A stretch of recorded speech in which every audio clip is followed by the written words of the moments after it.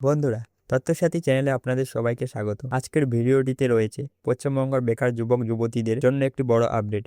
যুব শক্তি যোজনা বা যুব শক্তি কার্ড প্রকল্পে কারা মাসে 3,000 পাবেন, কারা 2,000 পাবেন, কি কি যোগ্যতা থাকতে হবে, কবে থেকে প্রকল্প চালু হতে পারে এবং আবেদন নিয়ে এখনো পর্যন্ত কি তথ্য সামনে এসেছে, সবকিছু সহজ ভাষায় জানাবো। তাই ভিডিওটি শেষ পর্যন্ত দেখুন। ভিডিও শুরু করার আগে একটি ছোট্ট অনুরোধ, যদি এখনো তথ্যসাথী চ্যানেলটি সাবস্ক্রাইব করে না থাকেন তাহলে এখনই সাবস্ক্রাইব করুন এবং পাশে বেল আইকনটি চাপুন, কারণ পশ্চিমবঙ্গের সরকারি প্রকল্প, চাকরির খবর, ভাতা, কৃষি গুরুত্বপূর্ণ সব আপডেট আমরা সবার আগে আপনাদের কাছে পৌঁছে দেই। বন্ধুরা, পশ্চিমবঙ্গ সরকারের ঘোষিত যুব শক্তি যোজনা 2026 বর্তমানে রাজ্যের অন্যতম আলোচিত প্রকল্প। এই প্রকল্পের মূল উদ্দেশ্য হলো বেকার যুবক যুবতীদের কিছু আর্থিক সহায়তা প্রদান করা। ঘোষণা অনুযায়ী স্নাতক বেকার যুব যুবতীরা প্রতি মাসে 3,000 আর্থিক সহায়তা পাবেন, আর অন্যান্য বেকার যুবক যুবতীরা প্রতি মাসে 2,000 টাকা করে পাবেন। এই টাকা সরাসরি উপভোক্তার ব্যাংক অ্যাকাউন্টে জমা করা হবে। এই প্রকল্পটি 2026 সালে অক্টোবর মাস থেকে চালু করার পরিকল্পনা রয়েছে। বাজেট 2026-27 এ এই প্রকল্পের আনুষ্ঠানিক ঘোষণা হয়েছে। অনেকেই এটিকে যুব শক্তি ভরসা কার্ড নামেও জানেন। যোগ্যতার ক্ষেত্রে বর্তমানে যে তথ্য জানা গেছে তাতে